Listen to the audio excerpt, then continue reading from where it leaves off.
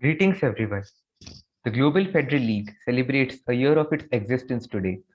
On the 20th of March 2021, when I decided to start the institution with a YouTube channel and a Google account, little did I know about how important GFL would go on to become in my life.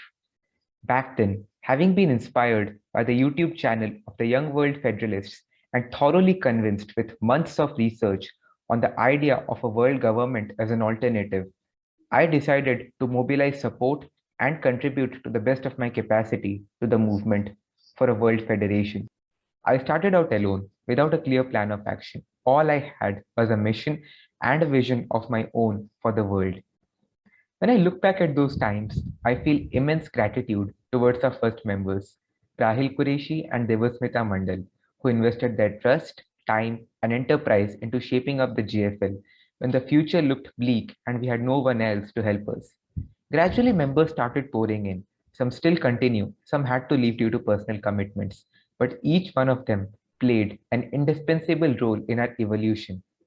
We had our first elections in June 2021, where the GFL electorate bestowed upon me the opportunity to serve as the president and work collectively with all the members towards our penultimate goal, striving for a democratic world federation.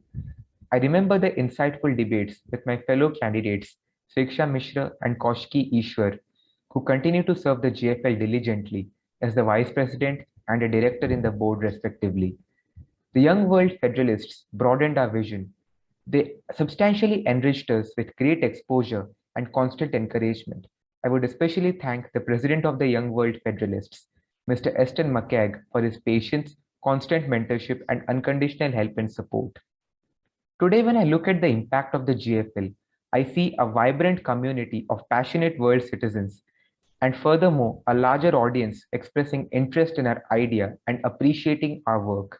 I see prominent organizations, intellectuals, and luminaries in the movement from across the world mentoring us towards betterment. We at the GFL feel fulfilled that we have made an impact, however insignificant it may be. The journey has not always been free of hurdles, it never was. But it hasn't been bereft of triumphs and joys either.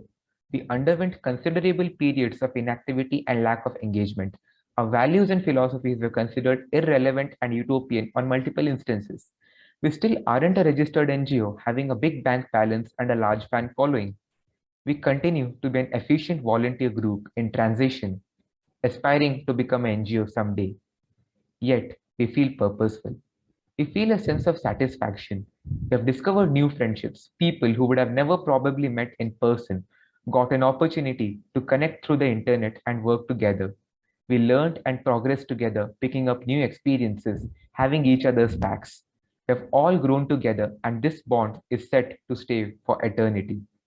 The GFL proves that with patience, determination, industry, and firm conviction, one can be the change they wish to see in the world.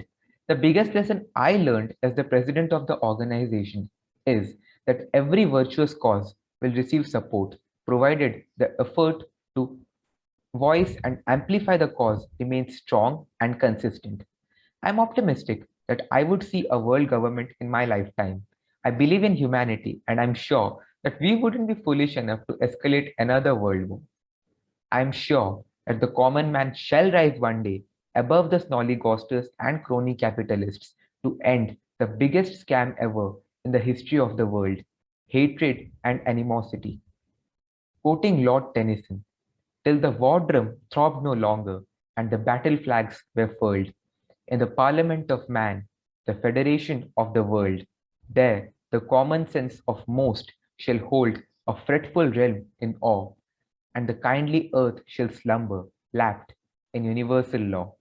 May the world unite into a resplendent tapestry of prosperous and harmonious cultures. May the centuries of war and pillage come to an end. May the world unite into a democratic federation.